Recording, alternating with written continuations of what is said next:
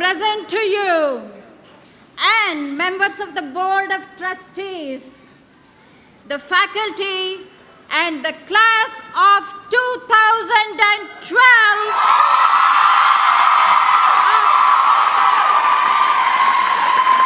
of Barnard College, who have assembled here today for the annual presentation of degree candidates.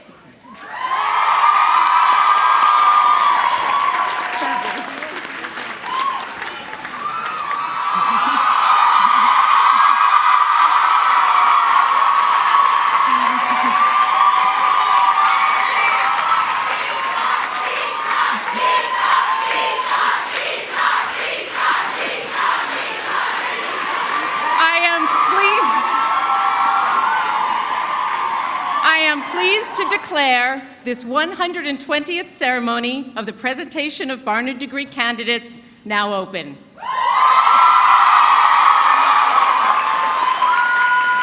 It is my honor to present Jolene Caruso Fitzgerald, Chair of the Barnard Board of Trustees, who brings greetings from the board.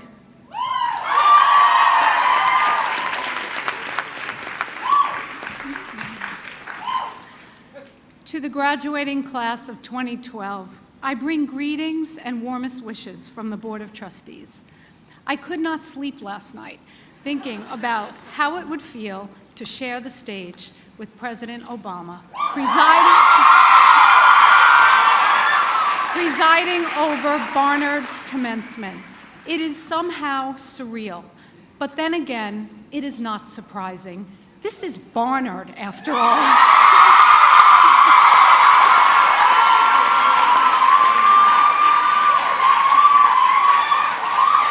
An institution that has never been stronger, more vibrant, and more powerful. And it is that power that we also share with you today and celebrate. Today you leave Barnard's campus and you begin your life's journey. We have no doubt that you will all go on to do great things. Your professors, your advisors, your entire 4 years here have prepared you well to succeed in whatever endeavors you pursue. But it may not be obvious right now, as you exit the Barnard gates, in the power of the network and the sisterhood that you leave behind and will continue to find throughout your lives. Over the past several years, I've traveled with President Spar around the globe, attending Barnard's Women's Leadership Symposiums. And it is remarkable that no matter what place we are in the world, I can always identify a Barnard woman. What is it about Barnard women that makes us so easy to spot? It is a confidence that comes from innate intelligence, a sophistication gathered from living in one of the greatest cities in the world, access to the finest education, but it is something more than that. It is the power of the bonds that we form as students with this great institution and with each other, and that we know we can depend on for the rest of our lives. I still marvel 30 years after graduation how I can always count on a Barnard alum in my time of need. Whether I am seeking a business connection, advice from a medical professional, a shoulder to lean on, I find myself going back to my Barnard friends, and they're always there for me. This close network, this sacred bond, is what makes a Barnard woman so identifiable. So I ask you to honor and nurture this powerful connection as you leave today. Our great faculty, administration, and my fellow trustees will work tirelessly to ensure that Barnard remains vibrant and strong. But we need you, our prize students and now alums, to help us with our mission. Today we ask you, please come back often, attend your reunions, give back and support this powerful sisterhood and keep that Barnard brand strong. We can't wait to hear your great stories, to see your life's work unfold, and know that in some corner of the globe, one day, we will immediately recognize you as a powerful, extraordinary Barnard woman. Congratulations and Godspeed.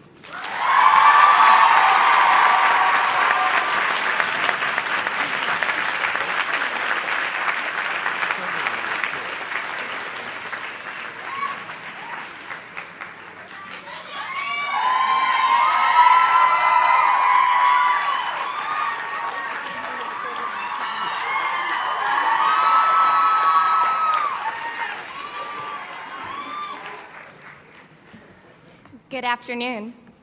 My name is Jacqueline Diversa, and I am the senior class president. I am here today to deliver greetings from the senior class. My road to Barnard was not a straight one. As a junior in high school, I attended Barnard's pre-college program to see what college was really like.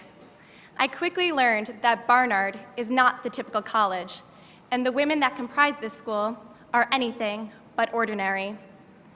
Now, I thought I was successful in high school, but the Barnard women I met during this program were going to rule the world one day. And with all due respect, Mr. President, it is a good thing that none of the women of the class of 2012 are running for president this year.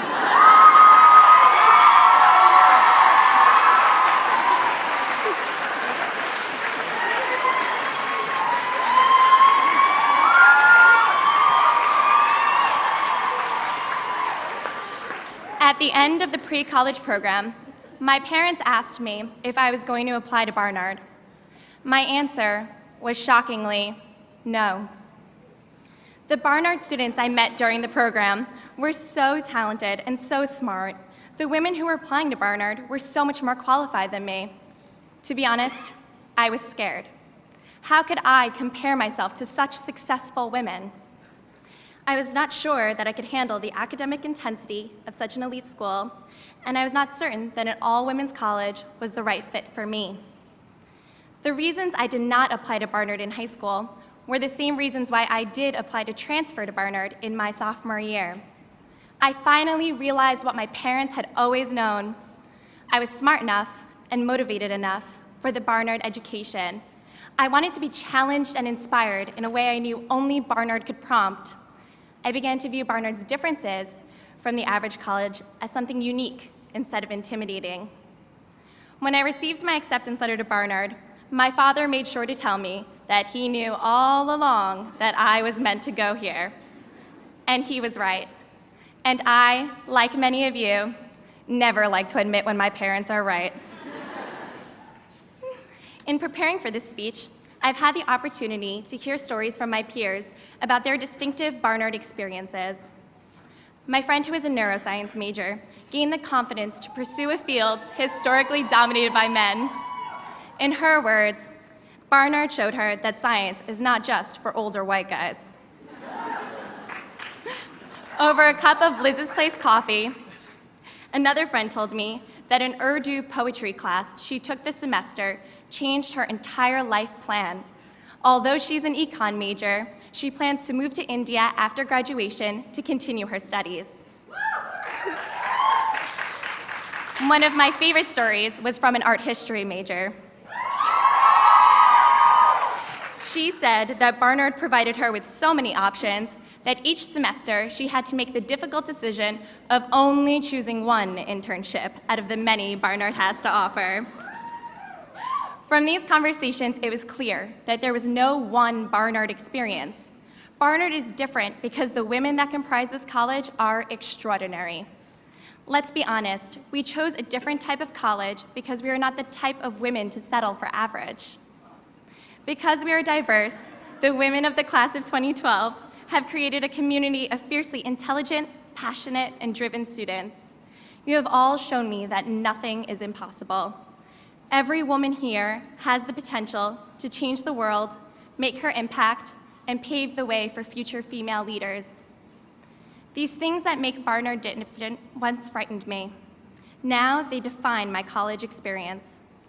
Robert Frost's poem, The Road Not Taken, has always reminded me of my Barnard path. Barnard is not the typical college, and because of that, I took the road less traveled by. We have all been faced with tough choices, like where to go to college, what major to choose, what thesis topic to declare. The difficult decisions are far from over. From this point on, we will continue to be faced with diverging roads and hard questions. I urge all of you to take the path that will inspire you every day. Wherever our lives may take us, we are united by the fact that we chose Barnard and Barnard chose us, and that has made all the difference.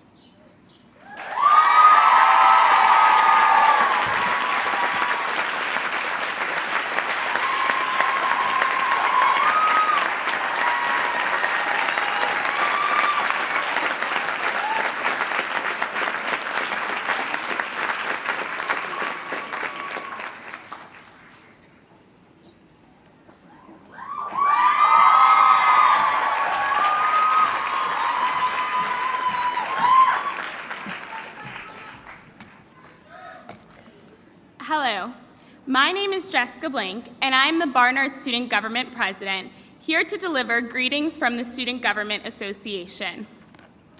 Growing up, I wanted to be extraordinary. I wanted to discover a cure for cancer, star in the Nutcracker, although my lack of hands-eye coordination, that one was not such a good idea, win an Olympic gold medal, and become the first female president of the United States. I, like many of you, came to Barnard with the thought that this college would help me find my place in the world. When I arrived here 4 years ago, I was petrified, awkward, and in awe of this incredible institution filled with accomplished and worldly students who are club presidents, interns extraordinaire, award-winning scholars, and so much more. I stand before you today, no longer petrified, probably still slightly awkward, but even more in awe of my fellow Barnard graduates and the adventures we are beginning. Barnard's identity as a women's college was not the reason I chose to attend this school.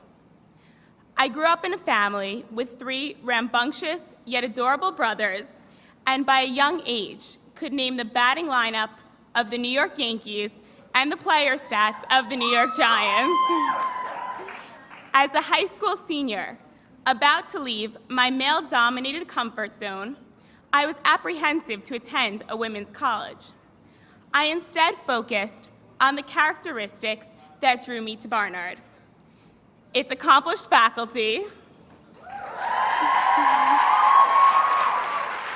location in New York City, renowned liberal arts education, and of course, many of Barnard's celebrated alumni, Margaret Mead, Zora Neale Hurston, Anna Quinlan, Helene Gayle, the list goes on. Well, how wrong I was. As it turns out, the more time I spent on campus, the more that I realized it was not just about these traits or the famous alumni. It was the strong, bold, beautiful students around me, striving for excellence and invigorating one another to work harder and reach higher that made my experience here. Every Barnard graduate, past and present, is extraordinary. But more importantly, taken together, form a community of leaders who push one another and are challenged by award-winning faculty to attain greatness. For decades, Barnard women have mentored, stimulated, and encouraged one another. Some call it a sisterhood, others #women helping women. Barnard as an institution embodies this mission. During our tenure here, the college has launched and hosted the Athena Center for Leadership Studies, the Women in Public Service Project, the White House Council on Women and Girls at the Urban Economic Forum, the first Mentor It Forward event in New York City, and of course, Oprah's Next Chapter with Gloria Steinem. I am blessed to have grown up with 4 major female role models in my life. My mother, who demonstrated that there are enough hours in the day to do everything you love, my 2 grandmothers, who are pillars of strength and guidance, and my great-grandmother, who lived through a century of changes and told me that I should never let anything get in the way of living my dreams. Barnard has offered me even more role models who are passionate about women's issues and who continue to break down barriers, even ones which we thought we had already tackled. I have also found mentors, you know who you are, who have guided me to the place I am today. They live by the maxim famously stated by Madeleine Albright: there is a special place in hell for women who do not help other women.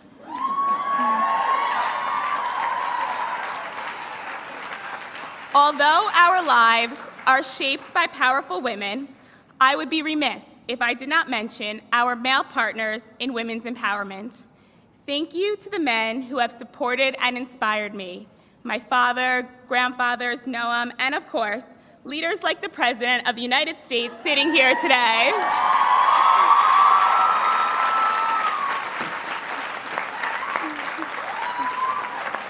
As we sit at our commencement, the onus is now on us.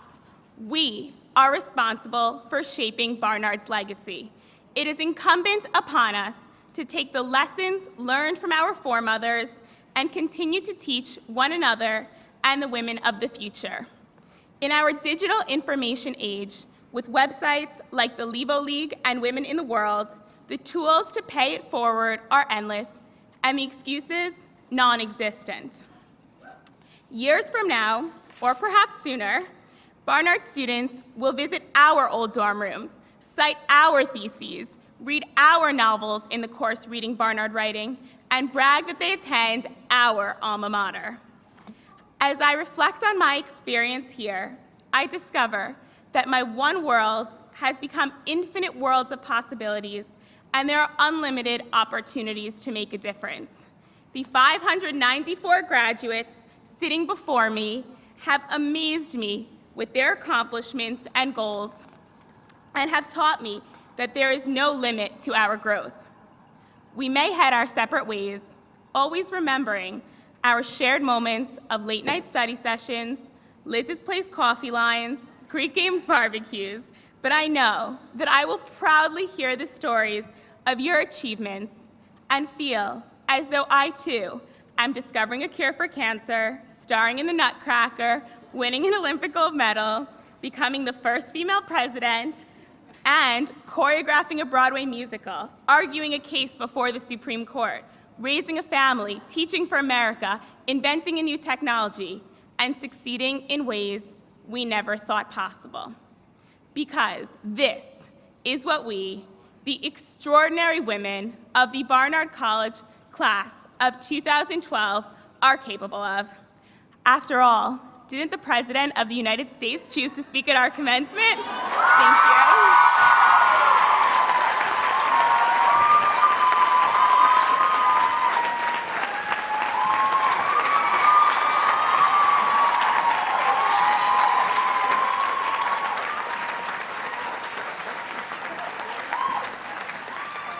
Thank you, Jackie and Jessica. In 1931, Barnard established the Frank Gilbert Bryson Prize to recognize the senior who receives the most votes of her classmates for her contributions to Barnard during her college years. In keeping with tradition, no one in the class, including the recipient, knows the outcome of the balloting until it is announced at the ceremony. This year's Bryson Prize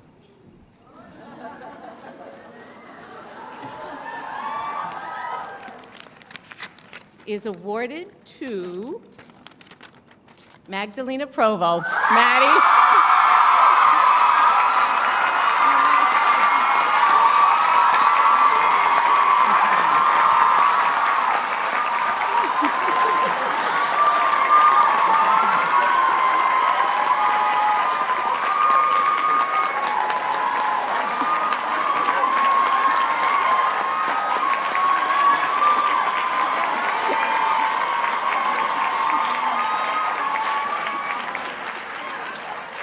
Congratulations, Maddie. It's a great honor.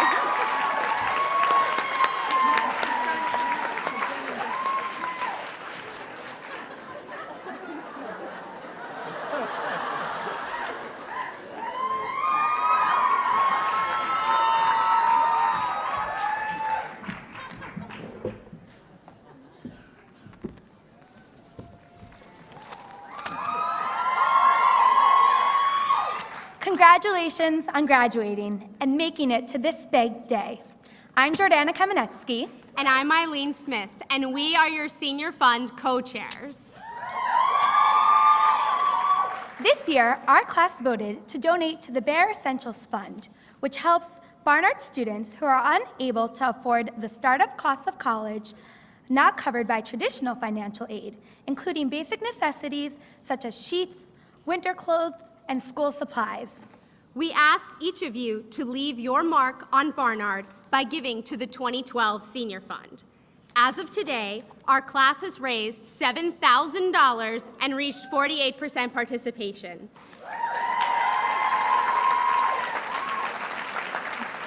Thank you to the members of the Senior Fund Committee who worked hard all semester to encourage our classmates to give back.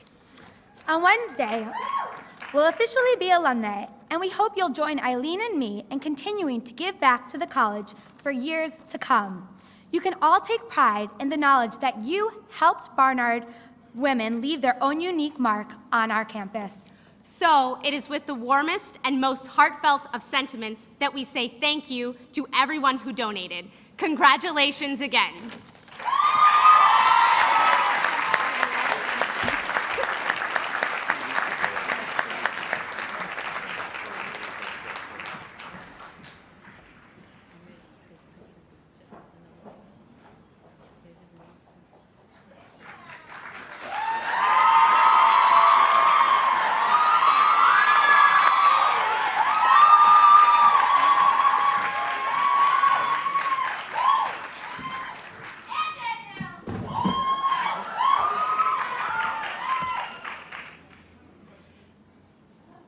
Mr. President,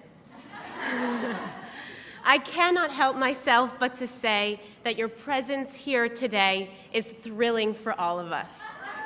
Thank you. President Spar, trustees, my dear and distinguished professors, honorees, esteemed guests, family and friends, my name is Danielle Lerner, and these are my academic reflections. Oh, Kitty, how nice it would be if we could only get through into Looking Glass House. I'm sure it's got, oh, such beautiful things in it. Alice in Lewis Carroll's Through the Looking Glass. When this graduating class first crossed the threshold of Barnard, we, inspired by our own curiosity, faced everything that was unknown and mysterious to us. We were all Alice, young, courageous, maybe wary, but outside the experience. As an anthropology major who is pre-med, my education at Barnard has been at the nexus of science and humanities. I have learned in physics that when light hits a mirror, it reflects off the surface. Depending on the focal point and the location of the object, a virtual or real image is created. But in English, I learned that an image holds something deeper. Both sides of my education have taught me to value human life and spirit above all, whether studying the brain in biology or the soul in Plato. Walking into my first organic chemistry class, aware that I was about to engage material with a notorious reputation, I was a bit more than apprehensive.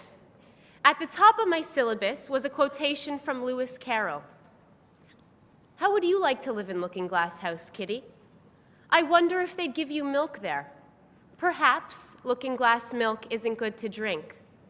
I glanced at the words, then shifted to the test states.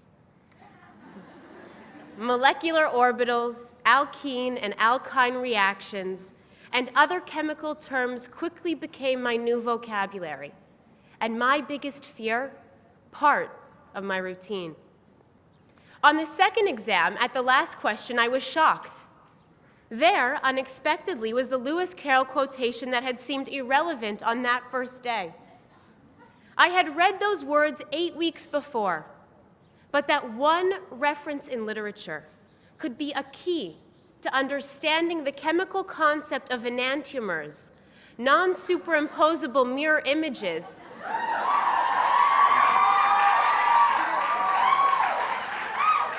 changed everything. Suddenly, the mundane became the significant. In that exuberant and coherent moment, the two worlds, science and humanities, passed through me. I was the looking glass. My education coalesced and I became one with my learning. Every Barnard woman has experienced such moments, giving rise to our achievements, our aspirations, and our profound intellectual commitments. In all courses at Barnard, we learn attentiveness, listening, watching, and above all, noticing, stepping out of ourselves to hear what the world is telling us. Much is unfamiliar, is on the other side of the looking glass. To engage with it, you must ask questions. Alice asked Kitty, Socrates asked Glaucon, the creature asked Frankenstein. Conrad, Freud, Einstein, Homer, Dante, Chaucer, George Eliot, and Virginia Woolf all ask us, ultimately, who we are. These questions are the richest, and they live at Barnard in every course, from music to anthropology to chemistry. The significance of the liberal arts emerges in experiences like my chemistry exam. The sheer beauty of the world of literature superimposed on the sheer beauty of the organic world. My fellow graduates, this is our adventure. We never know when the pieces of the puzzle will come together, when the reflection on the other side of the mirror will transform our understanding. Here at Barnard, we have all rotated and shifted in so many ways that we have become like an excited electron that leaps out of its shell and does not return.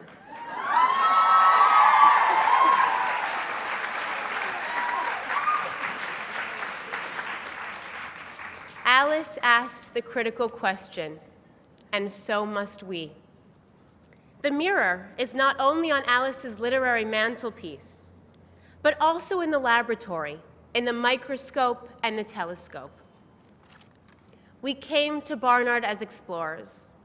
Our professors have taught us to steer towards horizons that will move with us.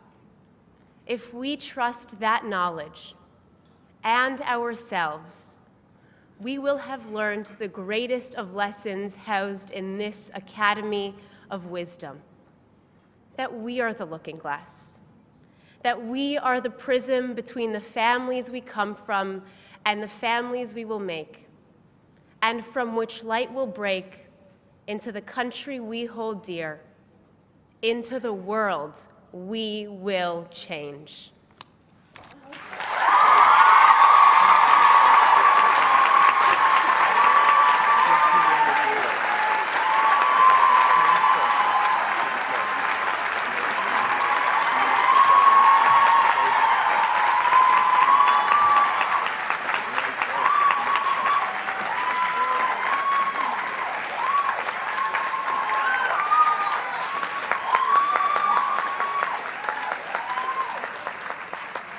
We turn now to one of the most important moments of our commencement, the presentation of the Barnard Medals of Distinction to individuals who represent the college's ideals of excellence, innovation, intellectual curiosity, and service.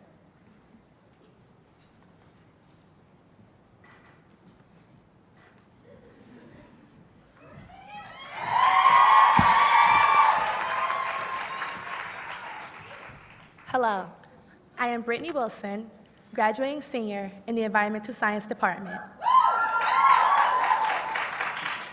The first science class that I took at Barnard was General Chemistry, taught by Professor Chapman. I am honored to present the citation to Diana Chapman Walsh, former president of Wellesley College, who will accept on behalf of her sister. Sally Chapman, professor of chemistry, champion for women in science, beloved member of our faculty for nearly 37 years. When you arrived at Barnard, your brilliance was already proven. Summa cum laude from Smith, a PhD from Yale, 2 postdoctorates from the University of California. Then, in landing this coveted tenure-track job, so rare for women at the time, you had begun a fight for gender equity in the field that you continue to this day. In decades of unparalleled service to the college, you have been a mentor to countless Barnard students and an inspiration to even more. You've taught general chemistry year after year and the mysteries of thermodynamics and kinetics and quantum chemistry to those who choose to major. The young scientists whose lives you touched have gone on to do great things, with untold achievements still to come. They have you to thank and your example to go by. Among your colleagues, the reaction you elicit, chemical and otherwise, is unanimous. They rightly call you the conscience of Barnard, as fearless in debate as you are in life, and their respect for you is immeasurable. Leader, mentor, advocate, and researcher, you hold yourself and others, this college and our students, to the highest possible standards, and we rise to the occasion. It is elemental, Professor Chapman, that you and Barnard have bonded. On behalf of the graduates, and your distinguished colleagues, I am truly honored to present you with the 2012 Medal of Distinction for your extraordinary commitment to the advancement of women, the education of chemists, and the liberal art of science.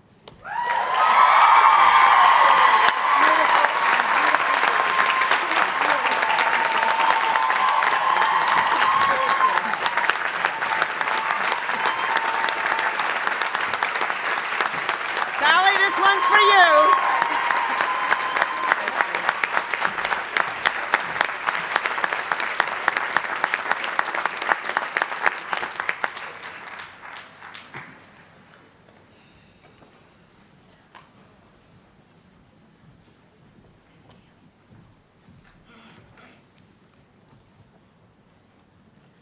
Hello.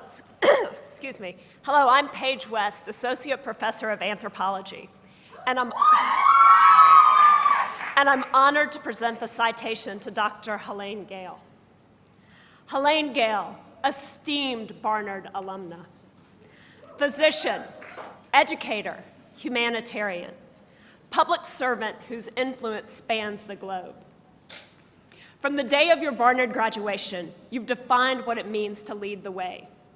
First, you earned a master's degree in public health from Johns Hopkins University, and then an MD from the University of Pennsylvania, and you set off to change the world. You set off armed with that rare combination of scientific know-how and skillful diplomacy. First, at the Centers for Disease Control, where for 2 decades you led the fight to research and to combat the ravages of HIV/AIDS. And then at the Gates Foundation, where you continued the fight on this and other fronts. Today, as CEO of CARE USA, you've intensified your focus on the women and children who bear the burden of poverty, poverty's greatest burden. This year alone, CARE reached 40 million women and children around the world with services to advance maternal health.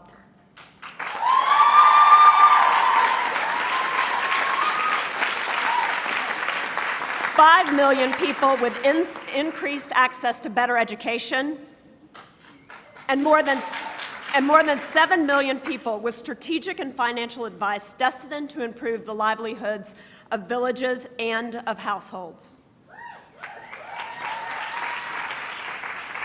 With you at the helm, 122 million people in 84 countries are able to vision a more promising future. If there is a list, you top it. If there is an organization in need of your intellect and savvy, you sit on its board. President Obama himself has called on you to chair his advisory council on HIV/AIDS and to serve on his committee on White House fellowships.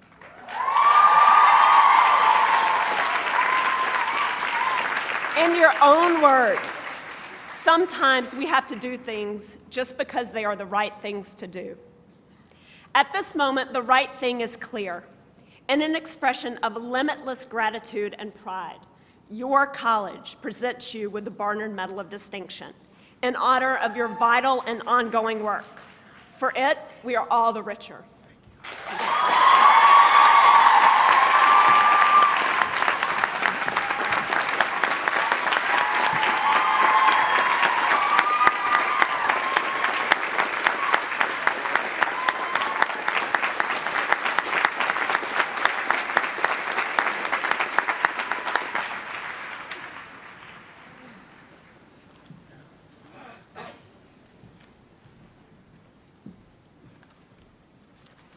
I am Judith Kay, proud Barnard alumna. And I am thrilled today that my alma mater is presenting the Medal of Distinction to Evan Wolfson, attorney and activist, hero of the charge for marriage equality,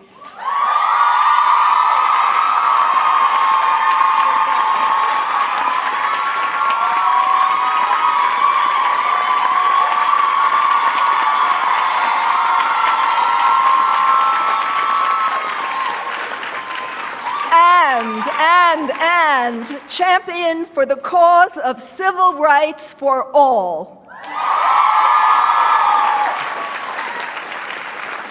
Even as a kid, Evan, it never occurred to you that there were limits on what you could achieve. Born in Brooklyn and raised in Pittsburgh, and then on to Yale, the Peace Corps, and Harvard Law School, where your 1983 thesis on gay marriage, at a time when the issue was not on the national radar, could easily be seen as prescient. In 3 decades since, every single move you have made has been in service to your vision for equality and freedom. As Assistant District Attorney in Brooklyn, where you helped end race discrimination in jury selection, on the New York State Task Force on Sexual Harassment, as co-counsel in the pivotal Hawaii marriage case, an expert advisor in the Vermont case that established civil unions.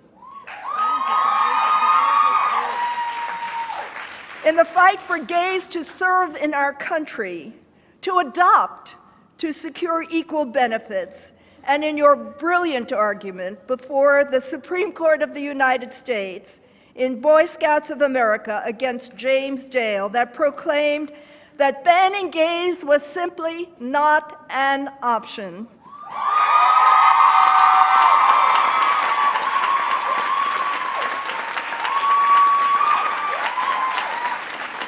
As founder and president of Freedom to Marry, and with your seminal book, Why Marriage Matters, you have turned a once lonely march into a surging national movement.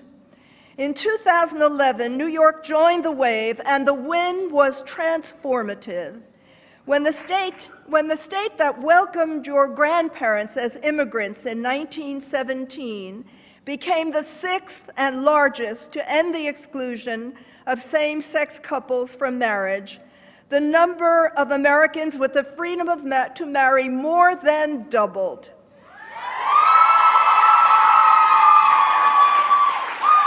The momentum in the direction of your dream, Evan, is positively undeniable. Today, we hail your extraordinary influence and your limitless commitment to the rights of every loving man and woman with the Barnard Medal of Distinction. To echo the iconic Martin Luther King, you are a drum major for justice and a true inspiration. Evan, congratulations.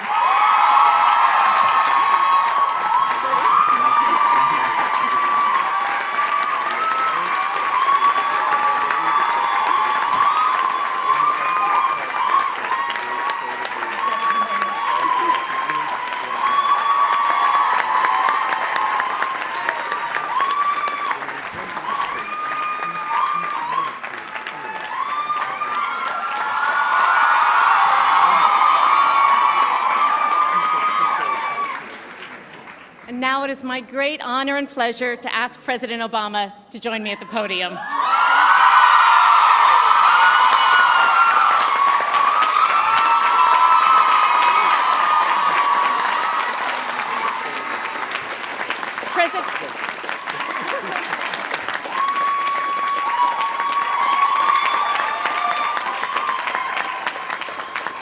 President Obama, it is an honor and a privilege to have you here with us today.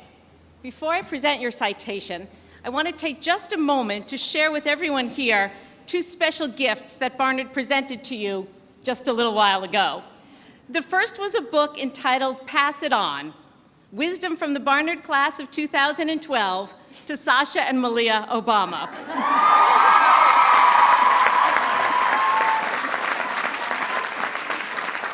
The seniors, who were so thrilled to have you as their commencement speaker, have written their own messages of inspiration to share with Sasha and Malia.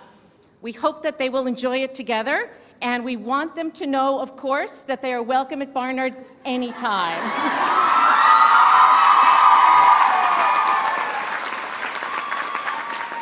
The second gift for you and the First Lady was a little light summer reading. Barnard prides itself on our legacy of extraordinary writers, and we wanted to share the wealth by giving you a special collection of books written by Barnard alumni and inscribed by the authors. We hope you will enjoy.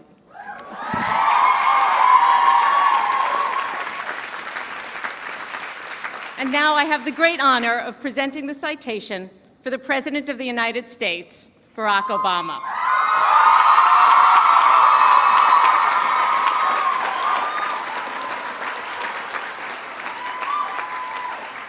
Barack Obama, 44th President of the United States of America. In this exuberant presentation of the college's highest honor, we pay tribute to your leadership of our nation and your place in our world. From 1961 in Honolulu, Hawaii, to this stellar moment in May, the chronicle of your life has enthralled us. The early years in Indonesia that sparked your independence and opened your eyes to the breadth of humanity. College, first at Occidental, and then here in New York City, where you earned your bachelor's degree from the great Columbia University, on whose lawn we now stand.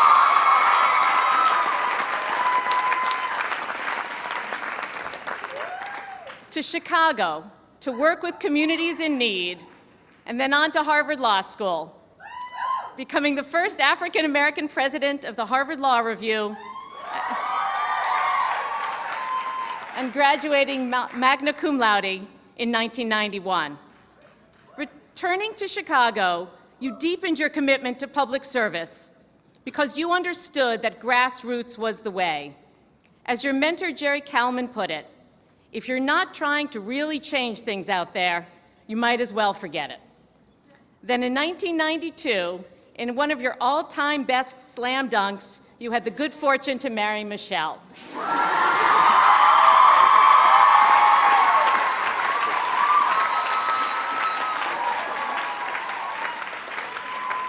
With her by your side, you served 2 terms as Illinois State Senator, and just months before winning a U.S. Senate seat representing the land of Lincoln, gave a speech at the 2004 Democratic National Convention that was as brilliant as it was decisive.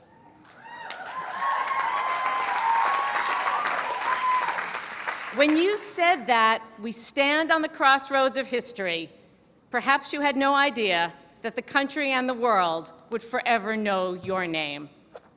On January 20th, 2009, standing smack on those historical crossroads, you were sworn in as President of the United States. Since then,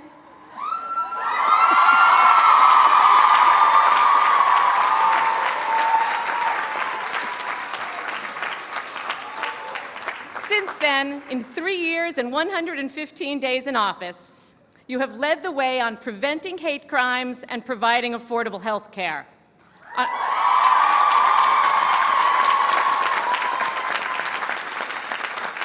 On reforming student loan programs, credit card debt, and financial regulation. You have reinvigorated the auto industry, raised fuel efficiency, and overturned restrictions on stem cell research.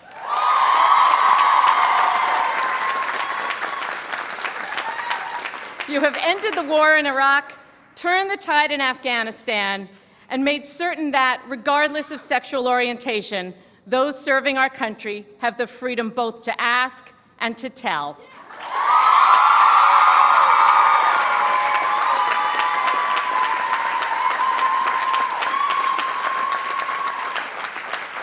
And just days ago, you affirmed your belief that the right to marriage belongs to us all.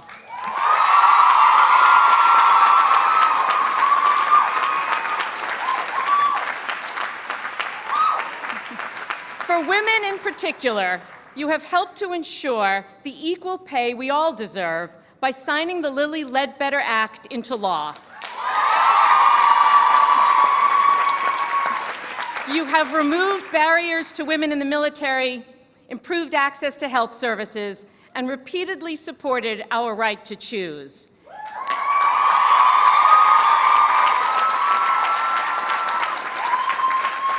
And time and again, you have put your trust in a long list of gifted and remarkable women leaders.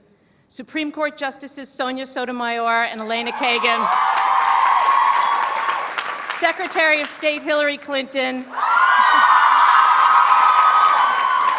Senior Advisor Valerie Jarrett, Janet Napolitano, Kathleen Sebelius, Hilda Solis, Susan Rice, Lisa Jackson, women running everything from Homeland Security to the EPA. Your wisdom in these selections comes as no surprise, because after all, it is the extraordinary women in your own life who shaped it most profoundly. The strength and level-headedness you learned from your grandmother Toots, the values of honesty, fairness, and independent judgment that your mother Anne instilled, along with her constancy and capacity for wonder. The special bond with your terrific sister and Barnard alumna, Maya,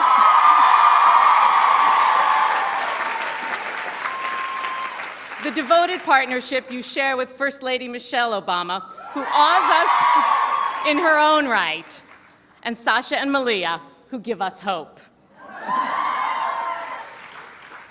Clearly, Mr. President, you know something that the 594 Barnard graduates seated proudly before you are well on their way to discovering: that there's no opportunity they cannot embrace, no dream they cannot make real. You have demonstrated this truth through your own amazing story, your own compelling example, your own irrepressible spirit. It is a profound honor for us to come together on this historic day, not only to present you, President Barack Obama, with the 2012 Barnard Medal of Distinction, but to give you our unwavering promise to go forth, like you, in pursuit of a sounder, a freer, and a whole lot smarter world. You have our deepest thanks.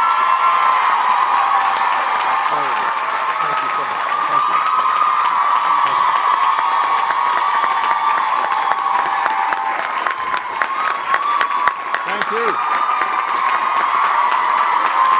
Thank you so much.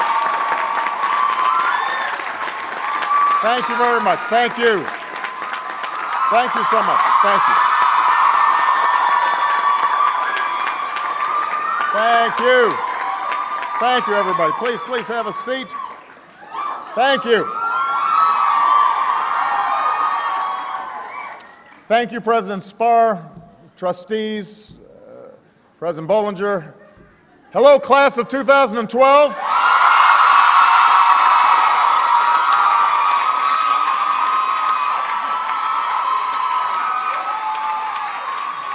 Congratulations on reaching this day. Thank you for the honor of being able to be a part of it. There are so many people who are proud of you. Your parents, family, faculty, friends, all who share in this achievement. So please give them a big round of applause.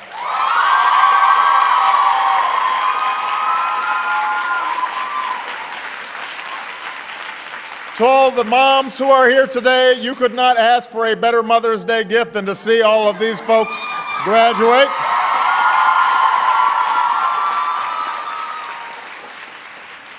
I have to say, though, whenever I come to these things, I start thinking about Malia and Sasha graduating, and I start tearing up, and it's terrible.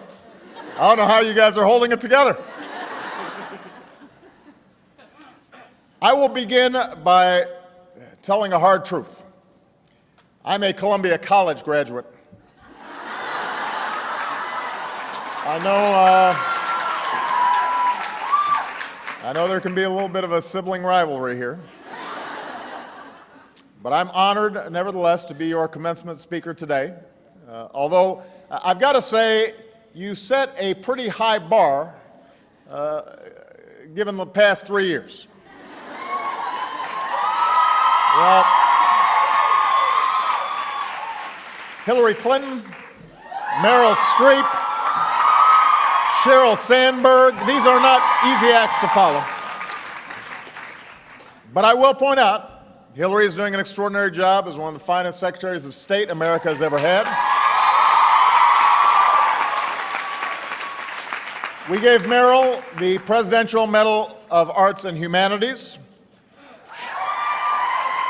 Sheryl is not just a good friend, she's also one of our economic advisors. So it's like the old saying goes, keep your friends close and your Barnard commencement speakers even closer.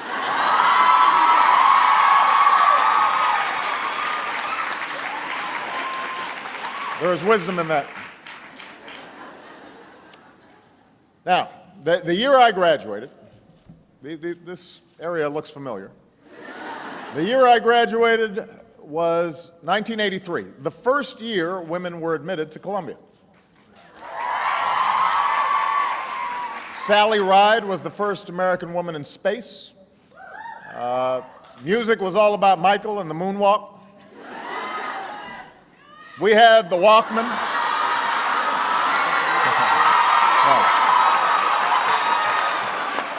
No moonwalking. No moonwalking today.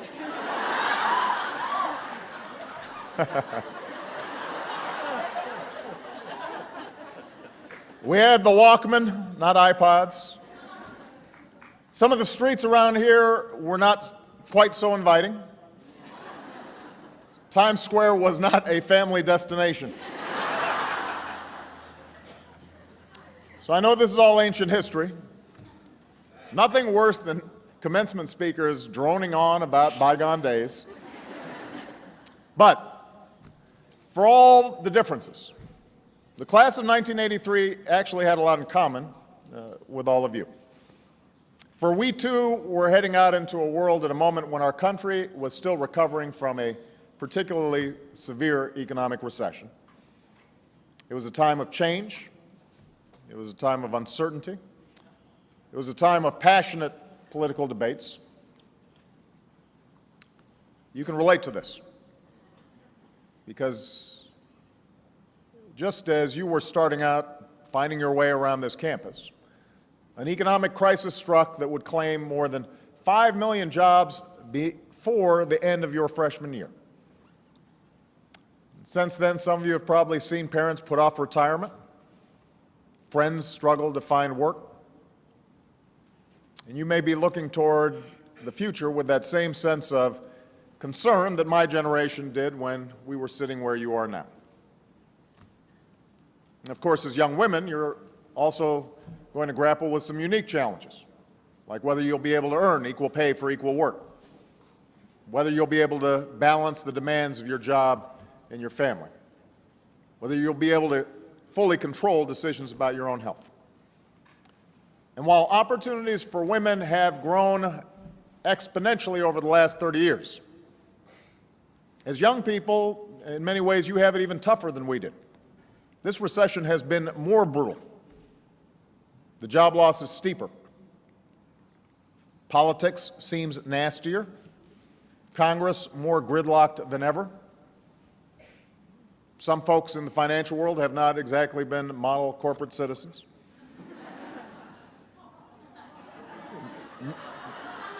No wonder that faith in our institutions has never been lower, particularly when good news doesn't get the same kind of ratings as bad news anymore. Well, every day you receive a steady stream of sensationalism and scandal and stories with a message that suggests change isn't possible. that you can't make a difference, that you won't be able to close that gap between life as it is and life as you want it to be. My job today is to tell you don't believe it. Because as tough as things have been, I am convinced you are tougher. I've seen your passion, and I've seen your service. I've seen you engage, and I've seen you turn out in record numbers. I've heard your voices amplified by creativity and a digital fluency that those of us in older generations can barely comprehend. I've seen a generation eager, impatient even, to step into the rushing waters of history and change its course. And that defiant, can-do spirit is what runs through the veins of American history. It's the lifeblood of all our progress. And it is that spirit which we need your generation to embrace and to rekindle right now. See, the question is not whether things will get better. They always do. The question is not whether we've got the solutions to our challenges. We've had them within our grasp for quite some time. We know, for example, that this country would be better off if more Americans were able to get the kind of education that you've received here at Barnard.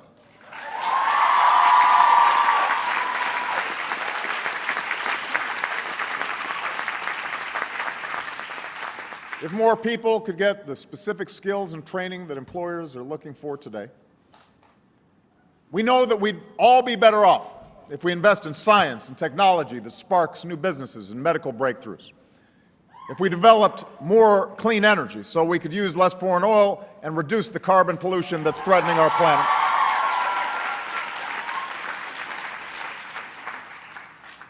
We know that we're better off when there are rules that stop big banks from making bad bets with other people's money, when insurance companies aren't allowed to drop your coverage when you need it most or charge women differently from men.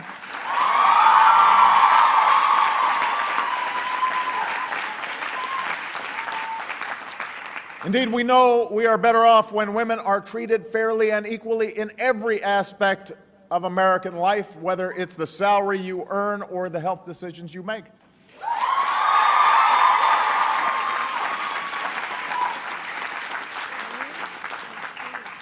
We know these things to be true. We know that our challenges are imminently solvable. The question is whether together we can muster the will in our own lives, in our common institutions, in our politics, to bring about the changes we need. And I'm convinced your generation possesses that will. And I believe that the women of this generation, that all of you, will help lead the way. Now, I recognize that's a cheap applause line when you're giving a commencement at Barnard. It's the easy thing to say. But it's true. It is, in part, it is simple math. Today, women are not just half this country, you're half its workforce. More and more women are out earning their husbands. You're more than half of our college graduates and master's graduates and PhDs.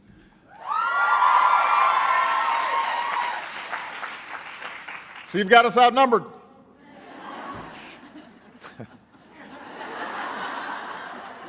After decades of slow, steady, extraordinary progress, you are now poised to make this the century where women shape not only their own destiny, but the destiny of this nation and of this world. But how far your leadership takes this country, how far it takes this world, well, that will be up to you. You've got to want it. It will not be handed to you. And as someone who wants that future, that better future for you and for Malia and Sasha, As somebody who's had the good fortune of being the husband and the father and the son of some strong, remarkable women, allow me to offer just a few pieces of advice. That's obligatory. Bear with me. My first piece of advice is this: don't just get involved. Fight for your seat at the table. Better yet, fight for a seat at the head of the table.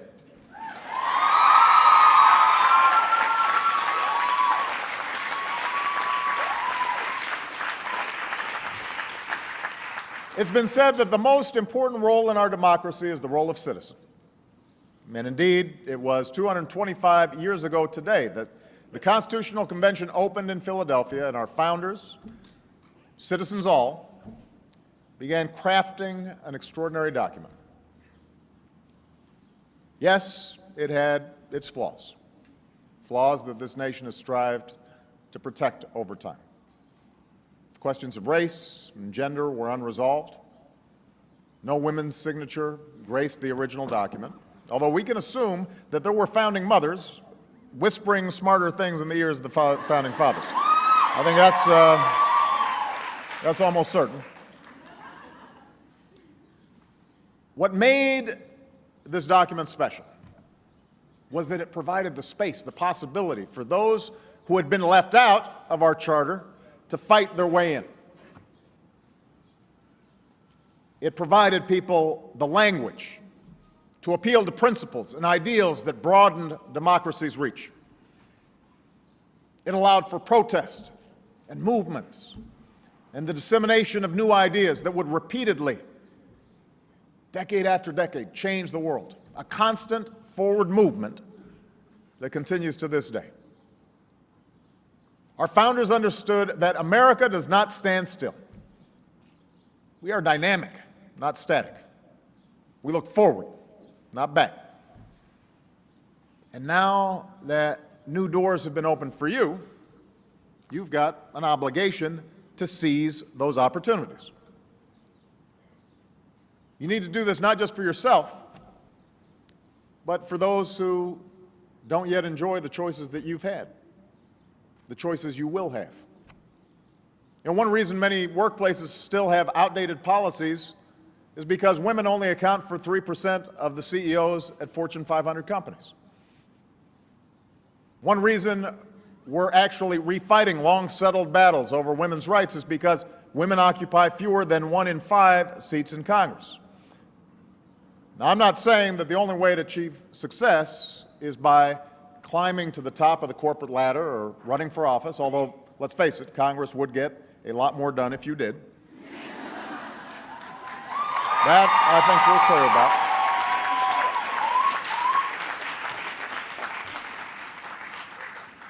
But if you decide not to sit yourself at the table, at the very least, you've got to make sure you have a say in who does. It matters.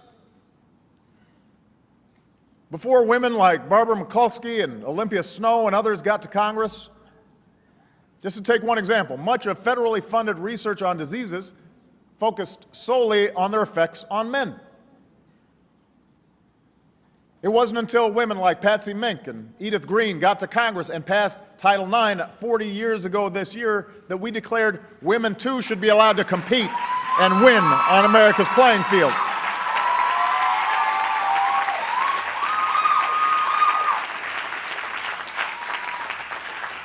Until a woman named Lily Ledbetter showed up at her office and had the courage to step up and say, you know what, this isn't right. Women aren't being treated fairly. We lacked some of the tools we needed to uphold the basic principle of equal pay for equal work. So don't accept somebody else's construction of the way things ought to be. It's up to you to right wrongs. It's up to you to point out injustice. It's up to you to hold the system accountable, and sometimes upend it entirely. It's up to you to stand up and to be heard, to write and to lobby, to march, to organize, to vote. Don't be content to just sit back and watch. Those who oppose change, those who benefit from an unjust status quo, have always bet on the public cynicism or the public's complacency. Throughout American history, though, they have lost that bet. And I believe they will this time as well.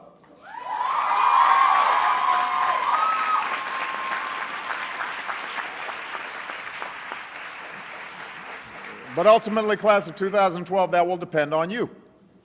So don't wait for the person next to you to be the first to speak up for what's right. Because maybe, just maybe, they're waiting on you. Which brings me to my second piece of advice. Never underestimate the power of your example. The very fact that you are graduating, let alone that more women now graduate from college than men, is only possible because earlier generations of women, your mothers, your grandmothers, your aunts, shattered the myth that you couldn't or shouldn't be where you are. I think of a friend of mine who's the daughter of immigrants. When she was in high school, her guidance counselor told her, you know what, you're just not college material. You should think about becoming a secretary. Well, she was stubborn, so she went to college anyway. She got her master's. She ran for local office, won. She ran for state office, she won. She ran for Congress, she won. And lo and behold, Hilda Solis did end up becoming a secretary. She is America's Secretary of Labor.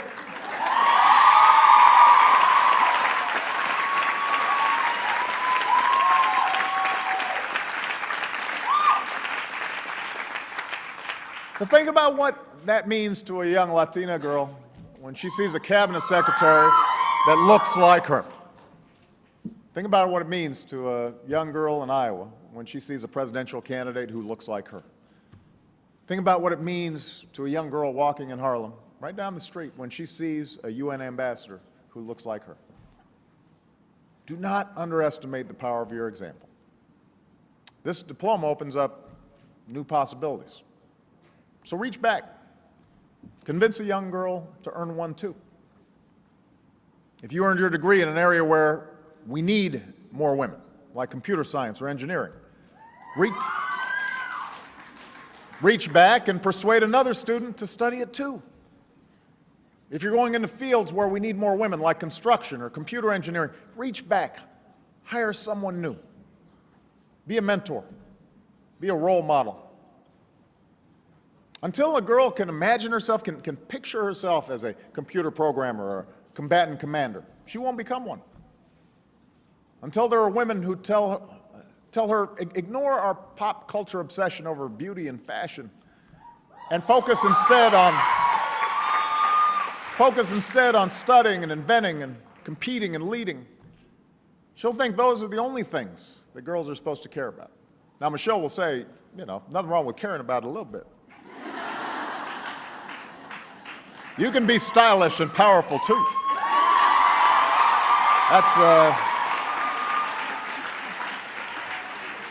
That's Michelle's advice. And never forget that the most important example a young girl will ever follow is that of a parent. Malia and Sasha are going to be outstanding women because Michelle and Marion Robinson are outstanding women. So understand your power and use it wisely. My last piece of advice. This is simple, but perhaps most important. Persevere. Persevere. Nothing worthwhile is easy. No one of achievement has avoided failure, sometimes catastrophic failures. But they keep at it. They learn from mistakes. They don't quit. When I first arrived on this campus, we had little money, fewer options. But it was here that I tried to find my place in this world. I knew I wanted to make a difference, but it was vague how, in fact, I'd go about it. But I wanted to do my part, to shape a better world. So even as I worked after graduation in a few unfulfilling jobs here in New York, I will not list them all, even as I went from motley apartment to motley apartment, I reached out and I started to write letters to community organizations all across the country. And one day, a small group of churches on the south side of Chicago answered, offering me work with people in neighborhoods hit hard by steel mills that were shutting down, and communities where jobs were dying away. The community had been plagued by gang violence, so once I arrived, one of the first things we tried to do was to mobilize a meeting with community leaders to deal with gangs. And I'd worked for weeks on this project. We invited the police, we made phone calls, we went to churches, we passed out flyers. The night of the meeting, we arranged rows and rows of chairs in anticipation of this crowd, and we waited, and we waited. And finally, a group of older folks walked into the hall, and they sat down, and this little old lady raised her hand and asked, "Is this where the bingo game is?"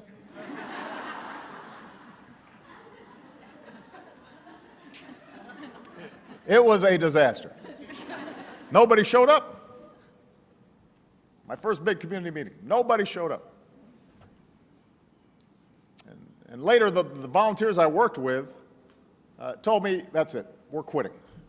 They'd been doing this for 2 years, even before I'd arrived. They had nothing to show for it. And I'll be honest, I felt pretty discouraged as well. I didn't know what I was doing. I thought about quitting. And as we were talking, I looked outside and I saw some young boys playing in a vacant lot across the street, and they were just throwing rocks up at a boarded building. They had nothing better to do, late at night, just throwing rocks. And I said to the volunteers, before you quit, answer one question. What will happen to those boys if you quit? Who will fight for them if we don't? Who will give them a fair shot if we leave? And one by one, the volunteers decided not to quit. We went back to those neighborhoods and we kept at it. We registered new voters and we set up after-school programs and we fought for new jobs and helped people live lives with some measure of dignity. And we sustained ourselves with those small victories. We didn't set the world on fire. Some of those communities are still very poor. There's still a lot of gangs out there. But I believe that it was those small victories that helped me win the bigger victories of my last 3.5 years as president. And I wish I could say that this perseverance came from some innate toughness in me, but the truth is it was learned. I got it from watching the people who raised me. More specifically, I got it from watching the women who shaped my life. Yeah, I grew up as the son of a single mom who struggled to put herself through school and make ends meet. She had marriages that fell apart, even went on food stamps at one point to help us get by. But she didn't quit. And she earned her degree and made sure that through scholarships and hard work, my sister and I earned ours. She used to wake me up when we were living overseas, wake me up before dawn to study my English lessons. And when I'd complain, she'd just look at me and say, "This is no picnic for me either, Buster."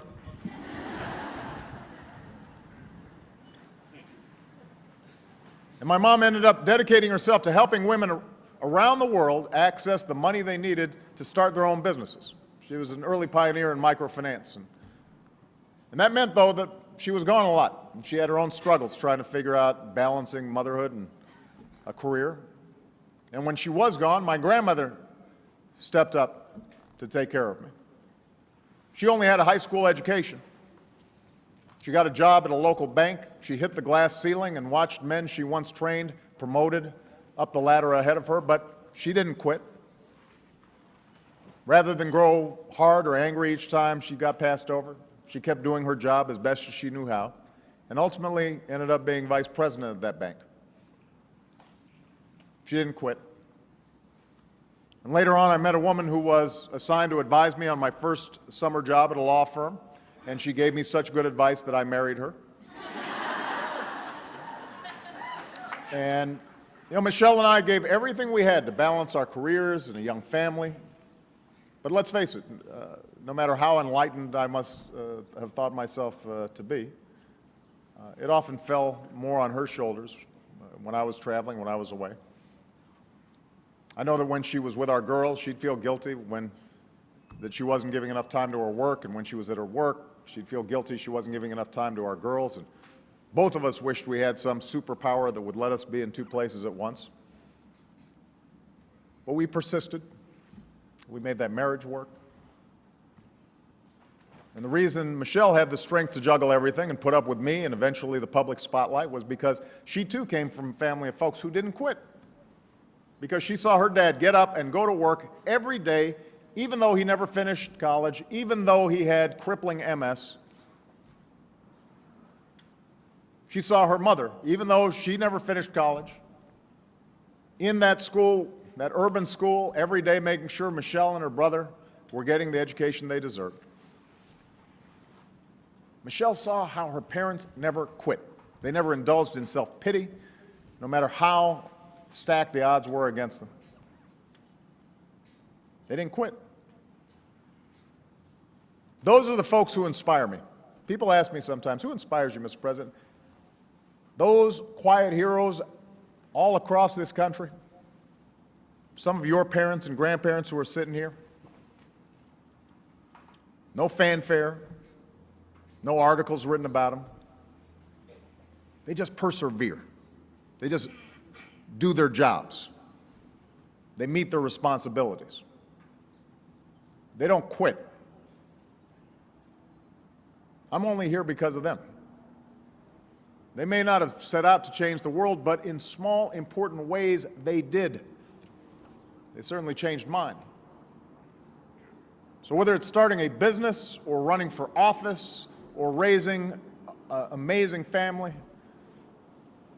remember that making your mark on the world is hard. It takes patience. It takes commitment. It comes with plenty of setbacks, and it comes with plenty of failures. But whenever you feel that creeping cynicism, whenever you hear those voices say you can't make a difference, whenever somebody tells you to set your sights lower, the trajectory of this country should give you hope. Previous generations should give you hope. What young generations have done before should give you hope. Young folks who marched and mobilized and stood up and sat in, from Seneca Falls to Selma to Stonewall, didn't just do it for themselves, they did it for other people. That's how we achieved women's rights. That's how we achieved voting rights.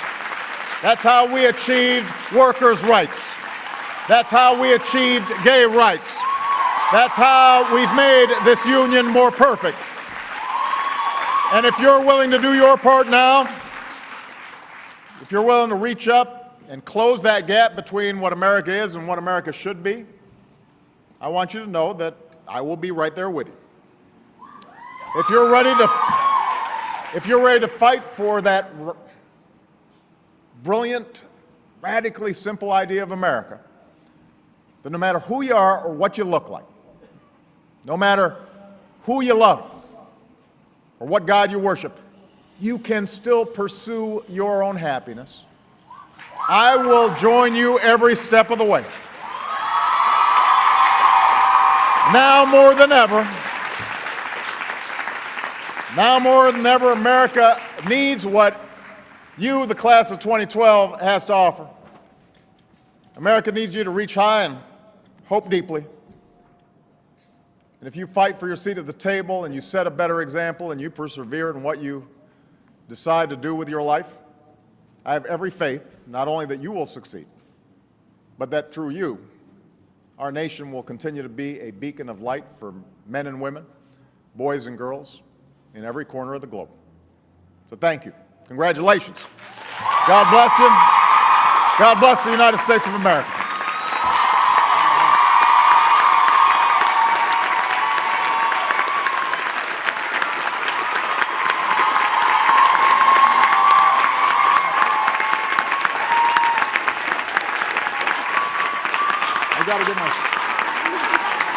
Thank you very much, everybody. Thank you.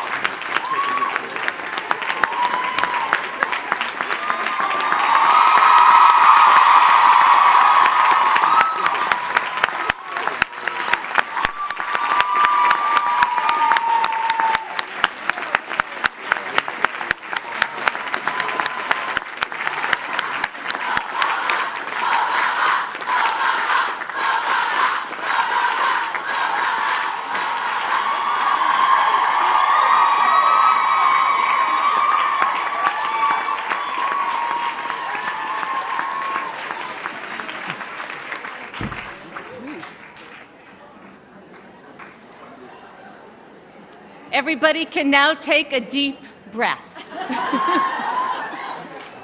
Wow. We now move to the next part of the program, the awarding of degrees, and I will be joined at the podium by Dean of the College, Avis Hinkson, and Acting Provost and Dean of the Faculty, Paul Hertz, who will present the candidates for the degree of Bachelor of Arts.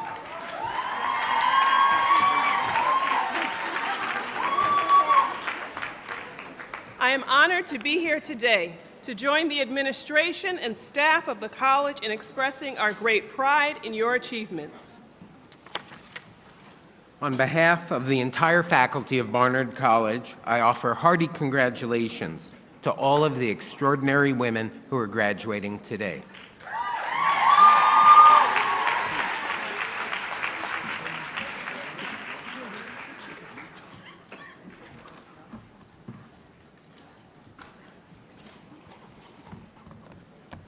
Madam President, it is my privilege and great pleasure to present to you now the forward-looking, strategically thinking, globally minded, community-building, environmentally conscious, determined, fun-loving, and absolutely extraordinary young women of the class of 2012.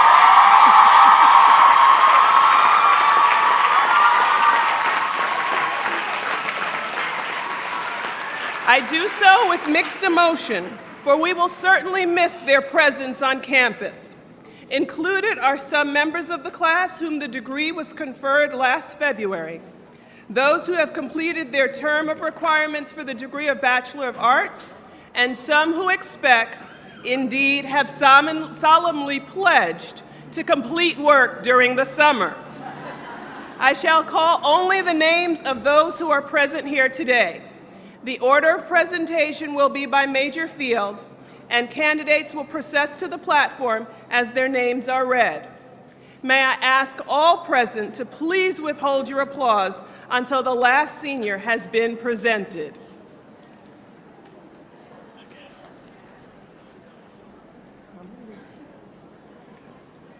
From Africana Studies, Nyamisa Katuye. Africana Studies with Human Rights Studies, Stephanie Ayuto. American Studies, Rachel Abadi. Juliana Kopach. Yael Goldstein. Emily Hoffman. Laura Jaffe. Sophia Mossberg. Deborah Samuels. Natalie Shakar. Noemi Shore. Suzanne Walker, Ellen Walkington, Amelia Youngstrom. From American Studies with English, Linda Mafta. American Studies and Spanish and Latin American Cultures, Mary Waldrip. Ancient Studies, Mary Galkey. From Anthropology, Jennifer Altman-Lupu, Annabelle Anderson, Galen Boone, Giovanna Carrasco, Laura Chamberlain, Laura Chapeau, Charlotte Dinkin, Brianna During, Mary Flaherty, Rachel Howard, Danielle Lerner, Nora Mashuga, Julianne Maeda, Alexandra McQuarrie, Kendra Meinhardt,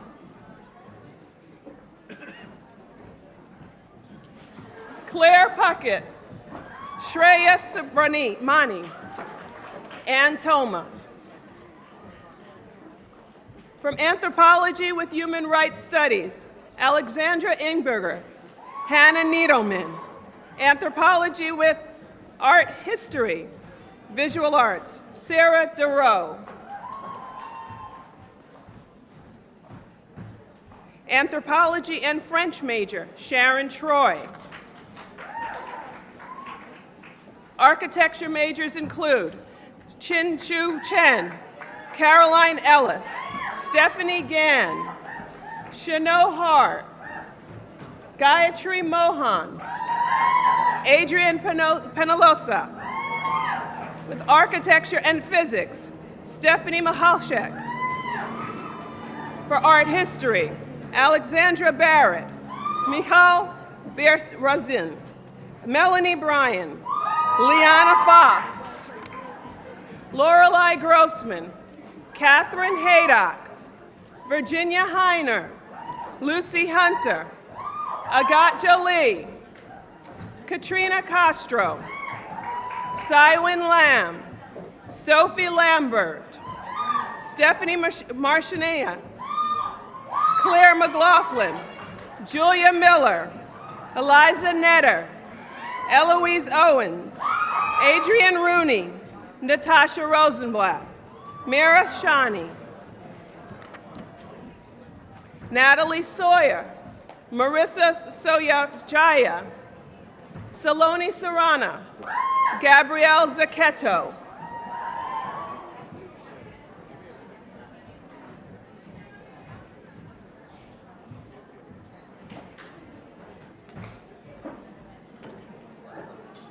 Art History with Visual Arts, Eva Anderson, Julia Caston, Amy Davis, Danielle Dillon, Rebecca Levy, Jenna Nugent,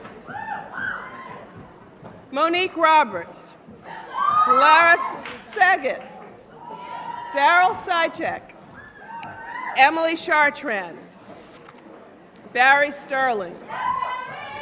Art History with Visual Arts and English double major, Susanna Davies. Asian and Middle Eastern cultures majors include Alicia Allen, Eva Asplund, Joan Atkinson, Caroline Casey, Mirai Doshi, Martha Howlett, Susie Im, Fatima Ladha, Fatima Rimaway, Eloise Rottenberg, Sadef Saheed, Stephanie Chi, Jordan Williamson Roden.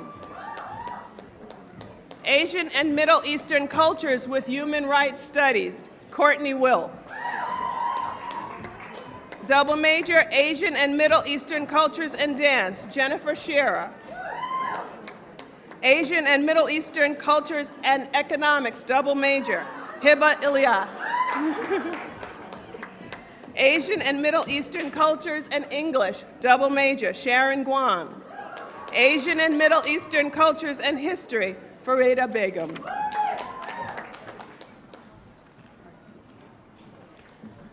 Biochemistry, Luyang Liu, Elena Miyakia, Anna Newman, Eileen Smith, Victoria Steffes, Lena Tran, and Ulwina.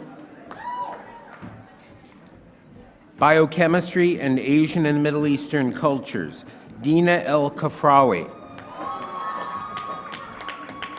Biology, Anika Afroz, Farah Ahmad, Catherine Bedard, Amanda Bienenfeld, Rebecca Blutstein, Eve Kremers, Catherine Dauber, Tess Ganaway, Carolyn Gleason, Dominique Keefe, Wei Leong, Victoria Lowe, Jessica Million, Danielle Rizzini, Karima Rokins,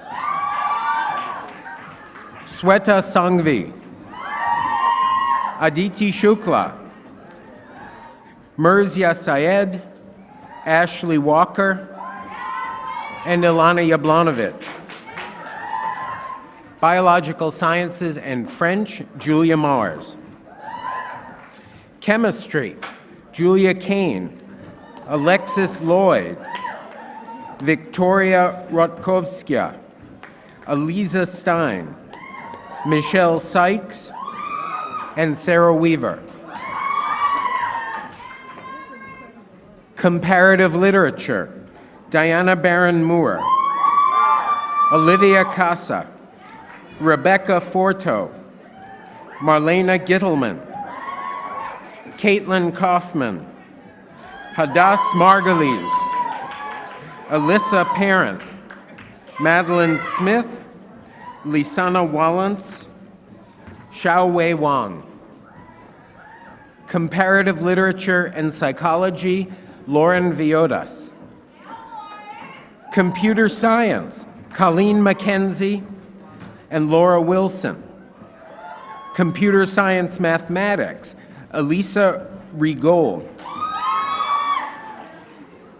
Dance, Nicole Cerruti, Akila Chambers, Rebecca Hadley, Marie Janicek, Alia Munch, Mary Grace Patterson, Isabella Pericleos, Samara Seligson. Dance and English, Samantha Cutler. Dance and French, Eleanor Berisser. Dance and History, Kathleen Sun. Dance and Philosophy, Tamron Goldberg. Dance and Urban Studies, Molly McMenamin. Economic and Social History, Nana Ankama. Lindy Way Gararirimo. Charity Garner. Mia Johnson. Tara Kandelwal. Talia Corey. Economics, Nina Ahuja. Raisa Arguelles. Rosa Casoni. Chi-Ling Chen. Charlotte Crawford.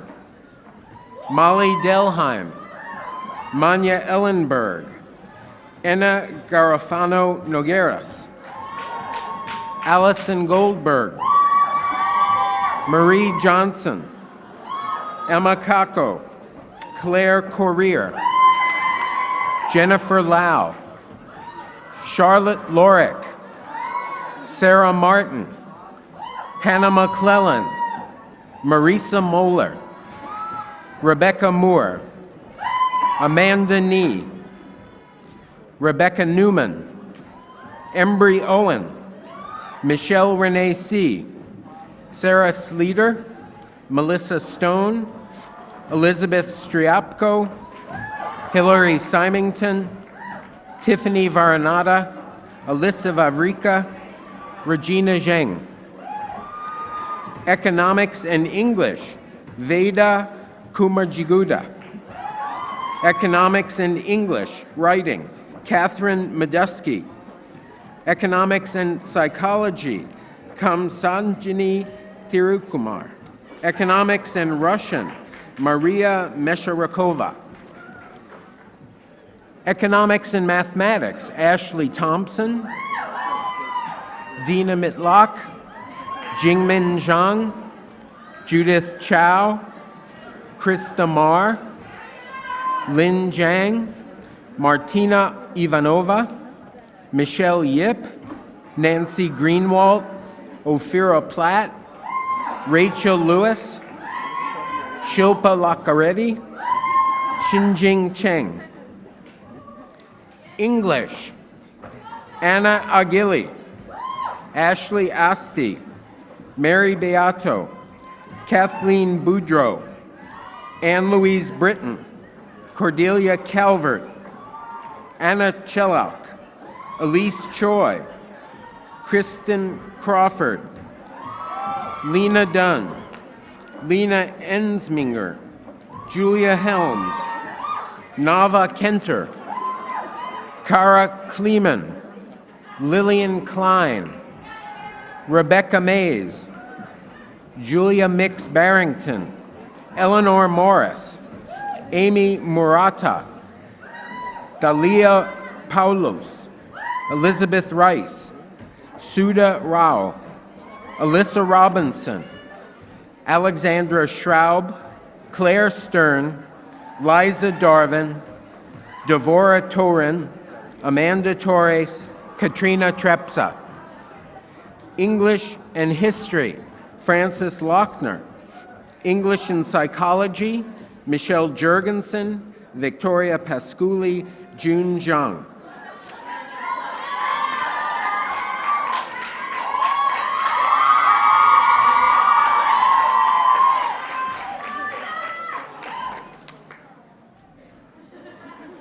English and Spanish and Latin American cultures. Laura Kladke. English American literature. Alexa Jaccarino. English film studies. Lily Saderbaum, Chloe Hill, Kylie Petty. English film studies and writing. Morgan Davies. Alexa Schoenfeld. English film studies with human rights studies. Nancy Monaco. English. Okay.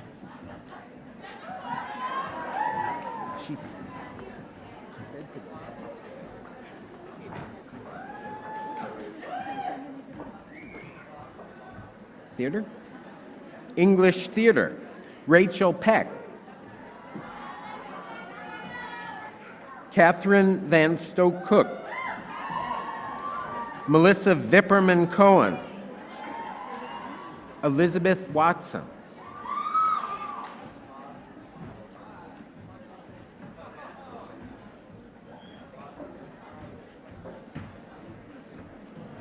English writing. Phoebe Brosnan. Carrie Dunn. Alexandra Fields. Caitlin Hamrin.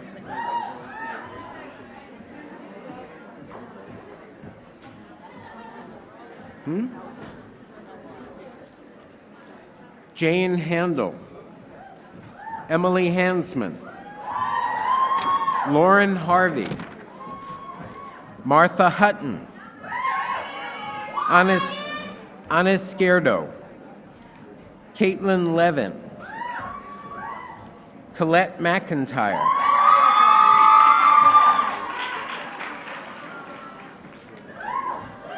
Catherine McNearney.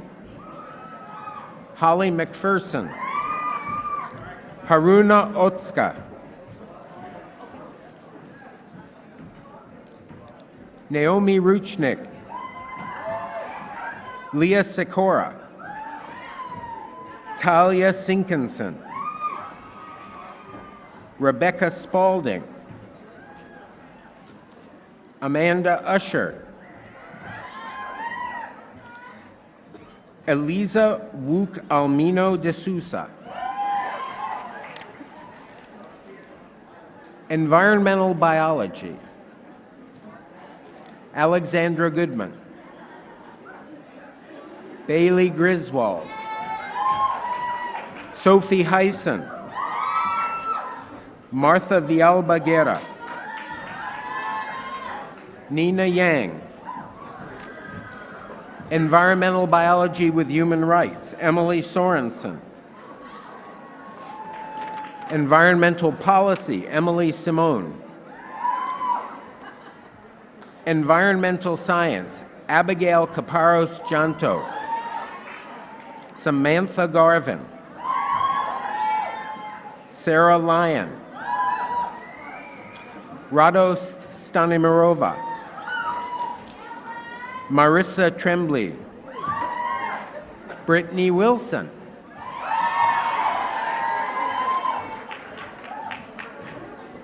Film studies. Rachel Allen.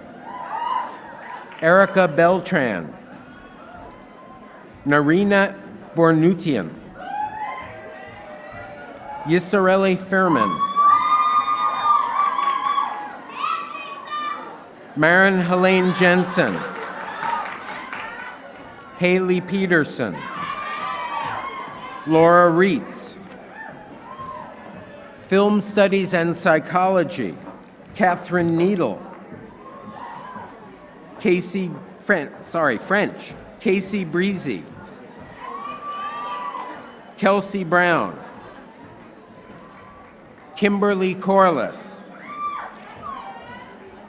Danielle Eskridge. Victoria Jones. Adrian Merritt. Sabine Rizwan. Madeline Smith. French and philosophy, Jacqueline Palmore. French and Political Science, Medina Touré. French and Psychology, Elizabeth Goodman. Cassandra Stroud. Shruti Swami. French and Francophone Studies and Political Science, Jessica Hills. German Studies, Johanna Keller. History, Nancy Ozina. Zoe Bain. Reeve Ballard. Lauren Biller. Hava Blyeth. Shira Borzak.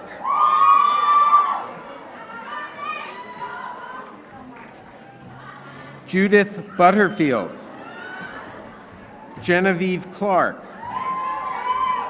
Mira DeYoung. Madeline Friedman. Sarah Garcia. Claire Garvin. Anna Goodell. Hannah Goodman. Audrey Jessup. Rebecca Lasky. Claire Lindley. Caitlin Lynch. Anne McGrath. Margaret Penman. Tran Pham. Amelia Pertil. Patricia Rodriguez.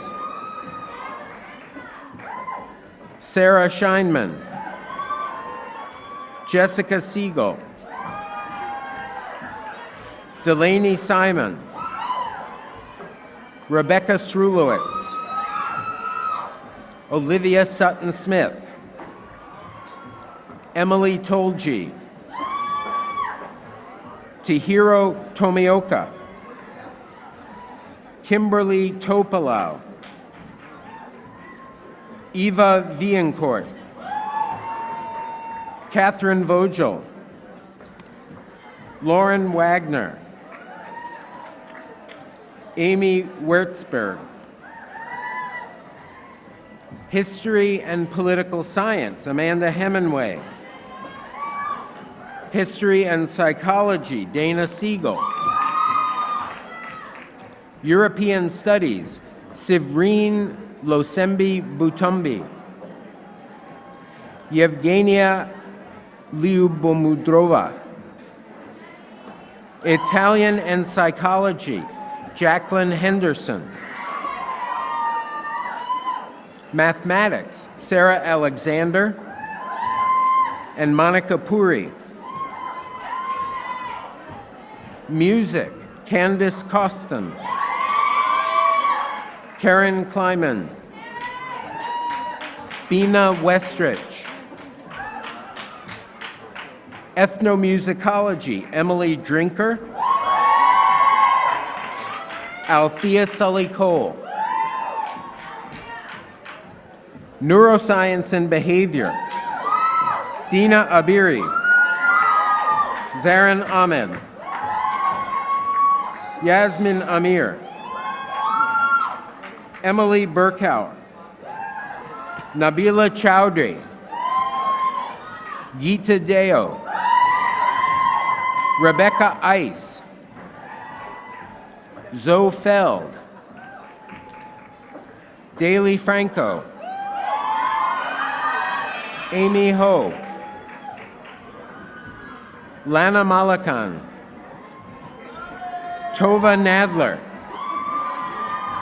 Natalie Porter. Genevieve Price. Rachel Reuter. Chahet Singh. And Tracy Tai. Philosophy, Elizabeth Eyre. Megan Callahan. Margaret Kaminsky. Skylar Mann. Catherine McCaskey. Kelsey Moet Larson. Jasmine Perez. Elisa Zheng. Philosophy and Psychology, Zeba Ahmad. Physics, Rosemary Bramante. Political Science, Shathe Alaskar. Daisy Arellano. Stephanie Bradford. Lily Calloway. Ji-In Chung. Juliana Colangelo. Melina Davis. Dana L. Dowdow. Amanda Duberman. Camilla Elvis. Rachel Furman. Gabrielle Ferrara. Melissa Heller. Kelly Holloway. Priyanka Kazi. Liza Kostrova. Talia Levy. Kaylin Marcotte. Andrea Marshall. Eugene Park. Sinead Redmond. Margaret Robatham. Amanda Rossi. Amelia Salazar. Caitlin Tongelson. Camille Van Cott. Shantez Wilson. Margaret Eukins. Political Science with Human Rights Studies, Amandine Brayston. Natasha Klein-Thomas. Carolyn Gannon. Allison Grossman. Daphne Leon. Lesedi Mbata. Abigail Walworth. Political Science and Russian Regional Studies, Sarah Prober. Psychology, Shoshana Bar-David. Anna Batista. Sarah Belfer. Monisha Banyane. Sarah Raveman. Christina Caldera. Danielle Capozzoli. Emily Chernak. Diane De Lima Mayer. Priya Deze. Emily Farmer. Charmin Furtas. Anne Fernandez. Jessica Freeman. Renee Fruchter. Jennifer Galamba. Natasha Gordon. Gabriella Graham. Samantha Greco. Emily Greising. Marissa Gruber. Shishan Han. Lindsay Hontman. Cindy Hernandez. Elizabeth Herzog. Jacqueline Yan. Jeannie John. Tamar Katz. Asmara Kazi. Jessica Kastenbaum. Yu-Young Kim. Natalie Clapper. Sasha Klein. Nora Kotuba. Alexandra Kovaldina. Rebecca Liebau. Meredith Lehman. Kim Lessing. Michelle Lieberman. Pei-Ying Lan. Lisa Lau. Mabel McLean. Roxanne Moedo Addy. Lisa Mogul. Chelsea Morton. Roya Nazarian. Cindy Nugent.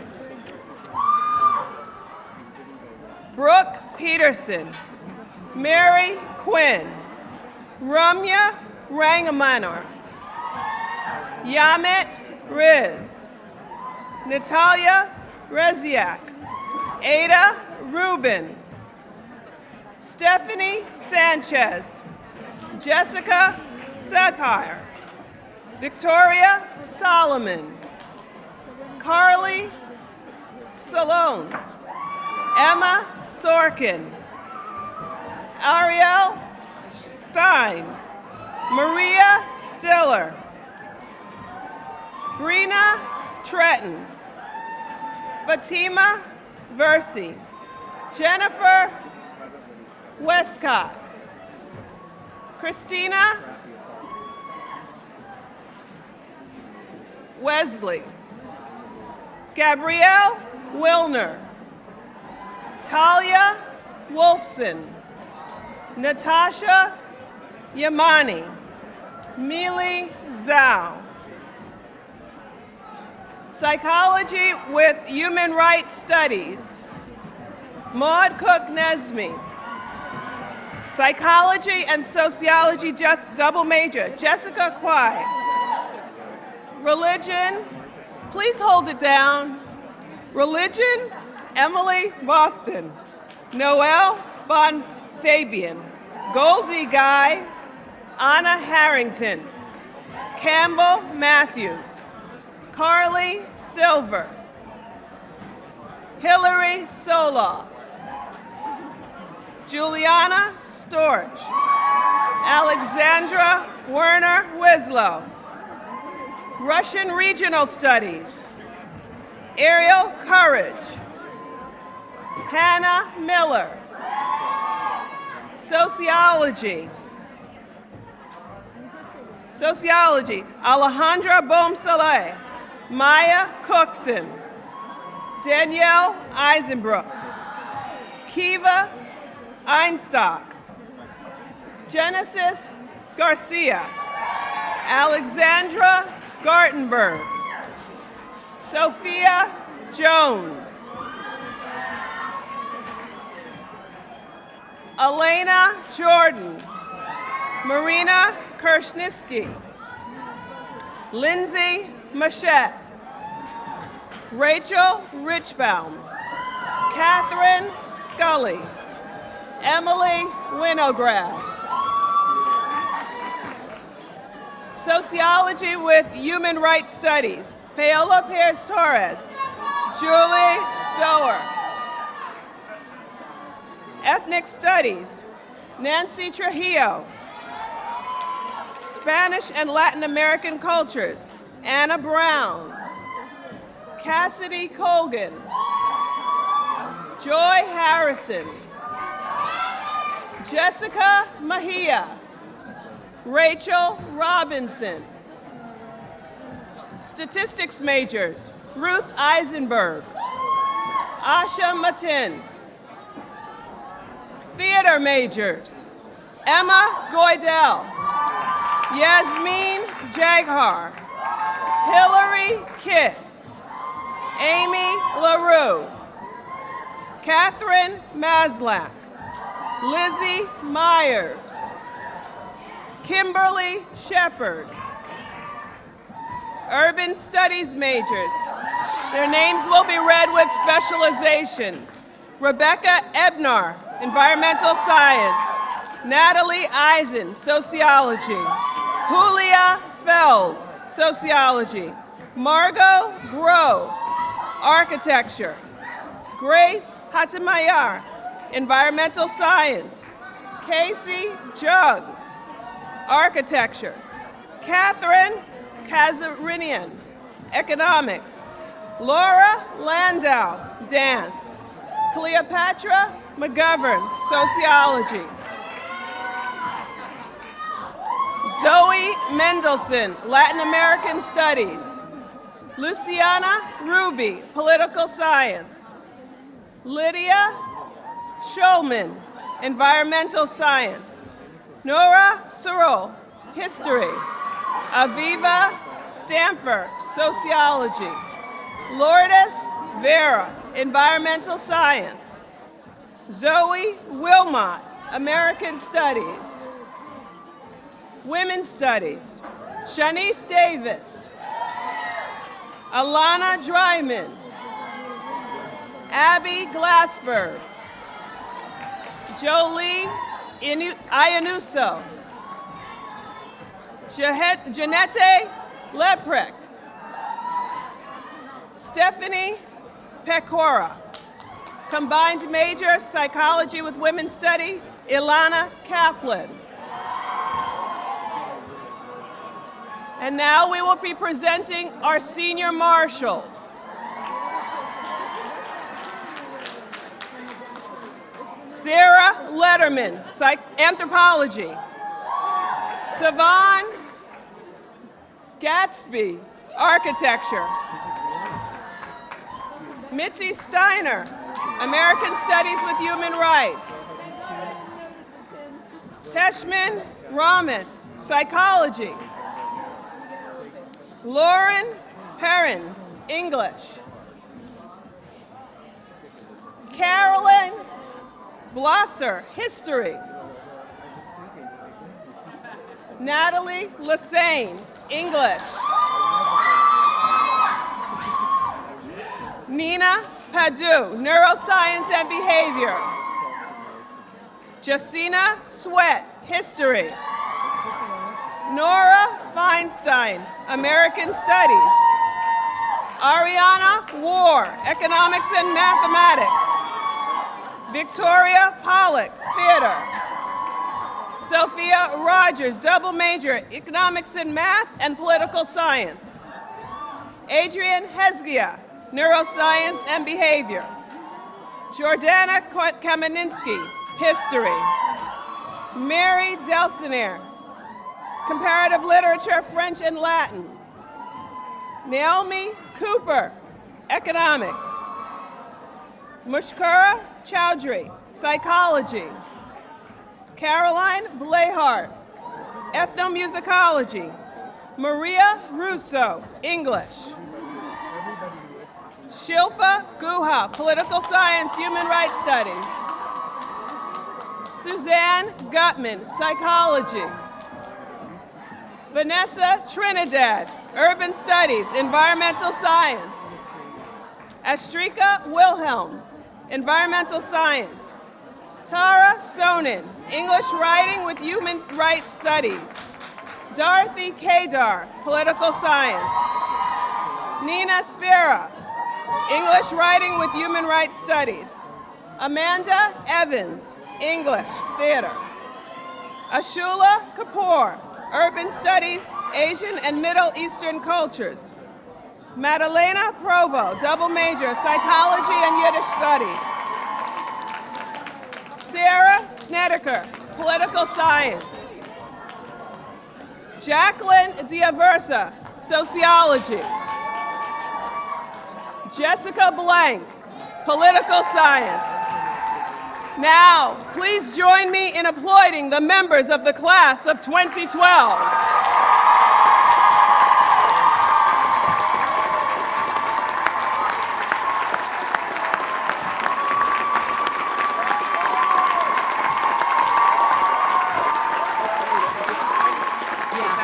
I think so.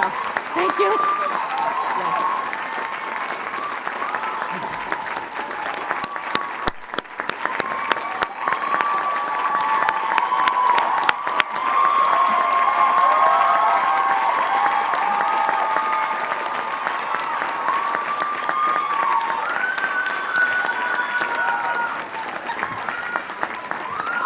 It is my privilege, acting on the authority delegated to me by the Board of Trustees and on behalf of the faculty of Barnard College, to present these students just named at the Columbia University commencement ceremony to be held Wednesday morning for the degree of Bachelor of Arts with all the rights, privileges, and responsibilities pertaining thereto.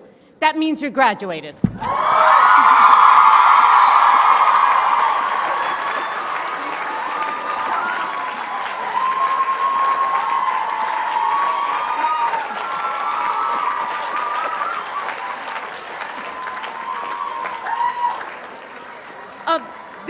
This has been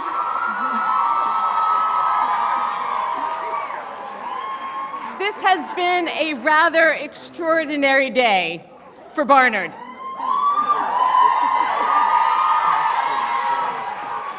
It is a day that marks an historic moment for the Barnard community and also for me personally.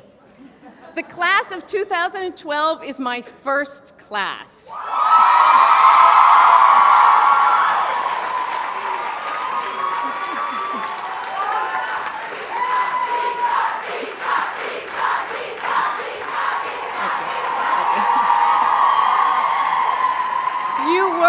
You were the first I had the pleasure of welcoming to campus 4 years ago, the first I've had the pleasure of watching develop, explore, and mature.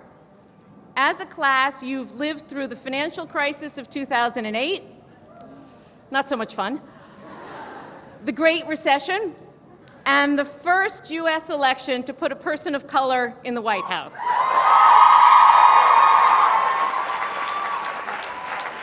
Which, as I'm sure you know, was also the first election in which you could vote. This year, meanwhile, your senior year at college has been a particularly busy one for Barnard. We started with a hurricane. We opened new chemistry labs and new dance studios. And we celebrated the 40th anniversary of the Barnard Center for Research on Women. Some of you traveled to Washington for the launch of the Women in Public Service Project, others to Mumbai to celebrate Women Changing India. We hosted an amazing second run of the Athena Film Festival. We welcomed a slew of visitors to campus, including Edwidge Danticat, Valerie Jarrett, Gloria Steinem, Oprah Winfrey, and now you get to cap it all with the President of the United States. All right. On a broader and more somber note, you have also spent your college years during an extraordinary time for women. Some of this extraordinariness is wonderful. Indeed, during just the 4 years that you've spent here, we've seen a woman run for president and then become the third woman to serve as Secretary of State.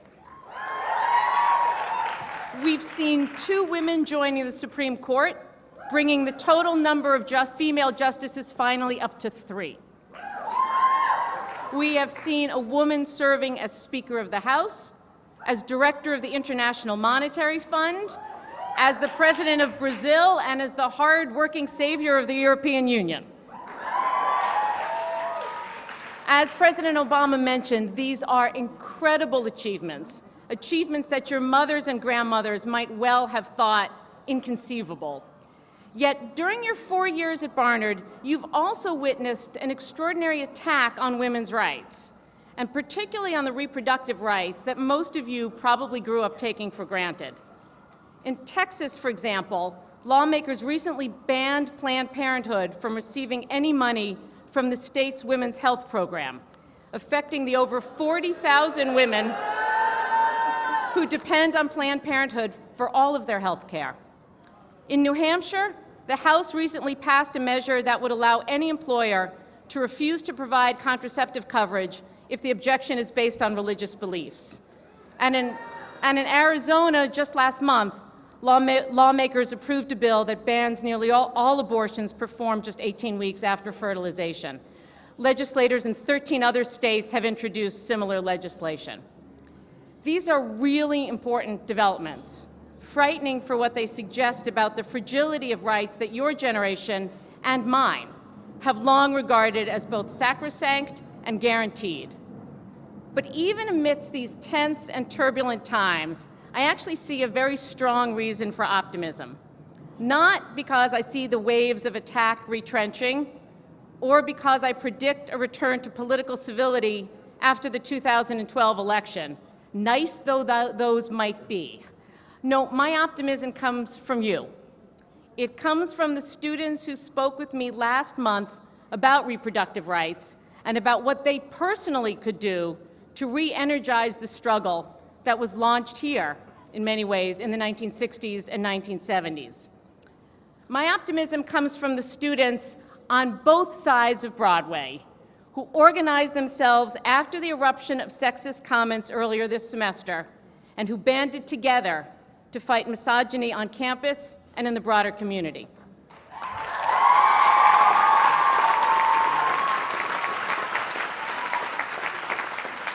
My optimism comes from those of you who are heading off to fight for the civil rights of women in northern Uganda, to address illiteracy among girls in rural India, and to build websites and join organizations devoted to ending homophobia, bullying, misogyny, and other hateful practices. My generation made a mistake. We took the struggles and the victories of feminism and we interpreted them somehow as a pathway to personal perfection. We privatized feminism, and we focused largely on our individual dreams and our own inevitable frustrations. Even worse, we handed your generation not only the gift of choice, but also the burden of great, almost certainly unrealistic expectations. We told you that you could be whatever you wanted, but then we pushed you, sometimes subtly and sometimes not so subtly, to be everything. The soccer star and the theater star, the straight-A student and the little princess, to be perfect. The task for your generation is to make the personal political again, to take the education you have received,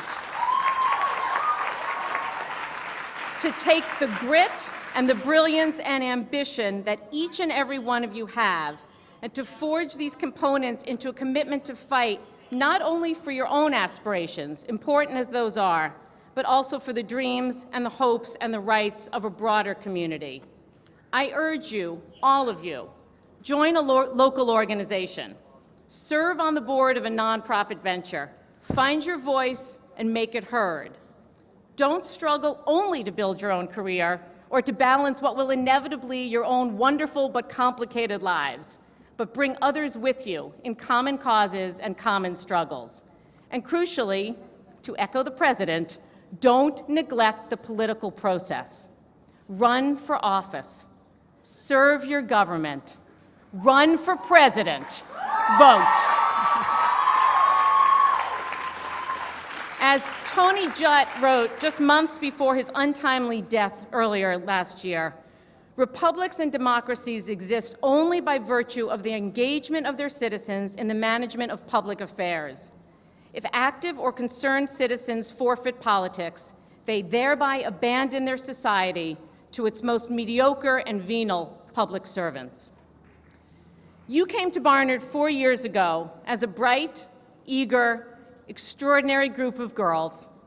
It was a pleasure to get to know you then, and it's an even greater pleasure to see you here today, a little older, a little wiser, and a great deal more confident about who you are, who you're not, and what you can offer to that wide, wild, and wonderful world that awaits you now. I wish you joy and love and all the luck you can imagine. Thank you.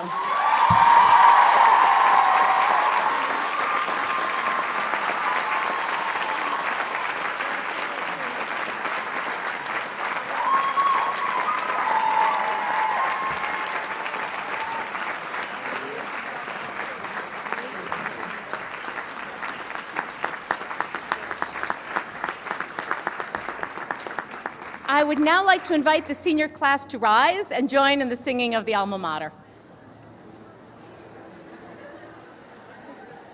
There's a college on a hilltop that's very dear to me, and a certain group of students with ties of camaraderie. So we'll sing to dear old Barnard, and loyal be and true, as we show to coming classes how we love the white and blue. When the day has come for parting and college days are o'er, there will always be a fondness for the good